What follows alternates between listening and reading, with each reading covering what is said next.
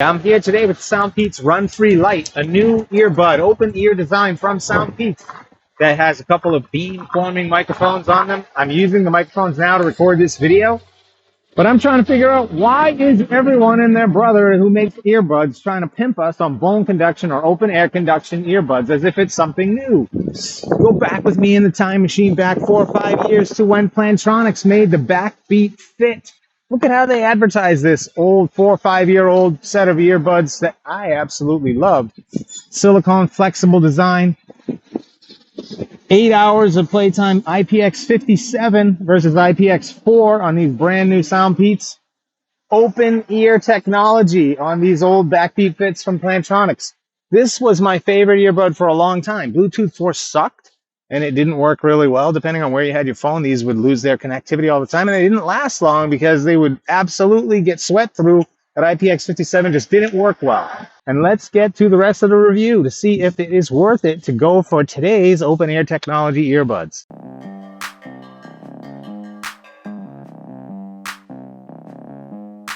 The Soundpeats Runfree Lite open air headphones touting open air technology, promising a safe outdoor running experience or workout experience with full awareness of your surroundings. In typical Soundpeats fashion, these are reasonably priced at only $39 on Amazon, and at the time of recording this video, on sale for $29. These headphones surprisingly support 2 simultaneously connected devices. But otherwise, they have a very simple feature set. 17-hour battery life via the USB-C charging port. They're IPX4 water resistant. They have Soundpeats excellent app support. They have a gaming mode. And they have 2 beam-forming microphones that were used in the intro of this video. The headphones design is a semi-rigid material that Soundpeats calls aerospace-grade nickel titanium memory alloy. And they're covered in skin-friendly liquid silicone gel. It is flexible, it does snap back pretty easily. They are light, they're comfortable to wear. They sort of sit on your ears where they want, and they're not adjustable in any way from what I can tell. Now they do automatically sit in kind of a way that's usable for working out, but it would be nice if they had some sort of adjustability. But I would have loved if this section of the earbud was actually more flexible and you could adjust it. I tried to adjust that and I broke them. Otherwise, the headphones look okay. They're pretty similar to the Aftershok's Open Move. If you're buying these to look cool, you're gonna have to look elsewhere. These are really function over form headphones only. And Soundpeats added physical button controls for all the headphone functions, including volume, next, previous track, and the gaming mode. I do find it a little bit awkward at first trying to use the controls. It would be nicer if they were on this bottom surface, but they're on this flat surface. But ultimately, they're very easy to find while working out. Now, speaking of working out, the Runfree Lite's IPX rating of 4 is just disappointing. When I run, I sweat. IPX4, in my opinion, just isn't good enough for a workout pair of headphones.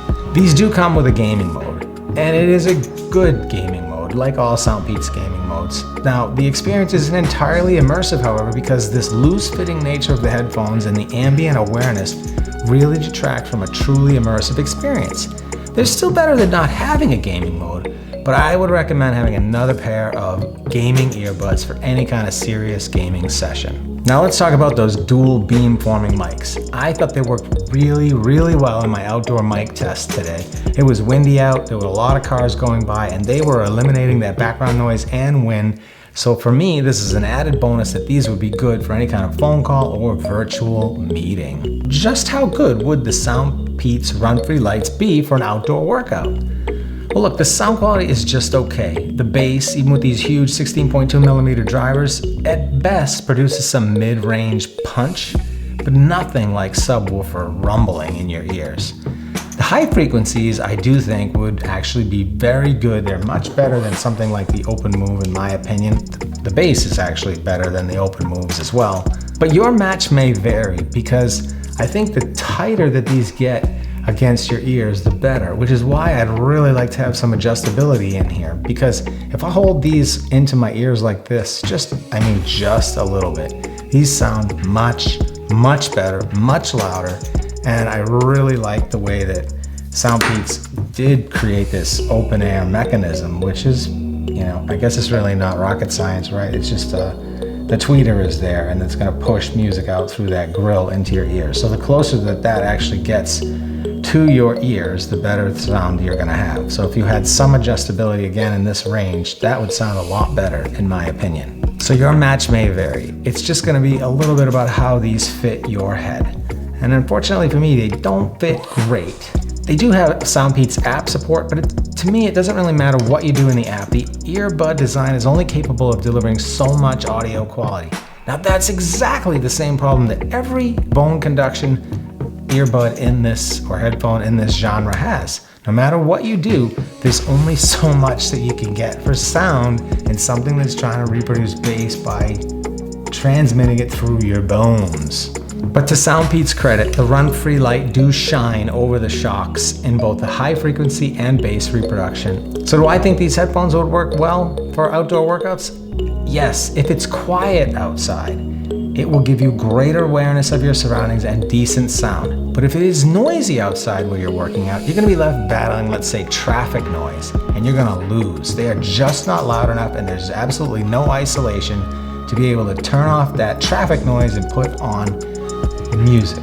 And for biking, in my opinion, they aren't a viable option at all either. They're not loud enough to hear over wind noise above about 15 miles an hour, and the neckband is just always kind of in the way of my helmet, my straps, and my sunglasses.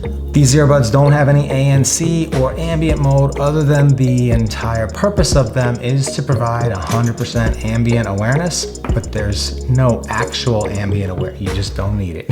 They come built in as ambient aware earbuds. So overall, yes, these compete with Shock's Open Run or Open Move bone conduction headphones at a fraction of the cost of the Shocks. And like the Open Move headphones, these aren't meant to be audiophile, heavy bass, or even very loud headphones, despite what all the marketing materials may claim.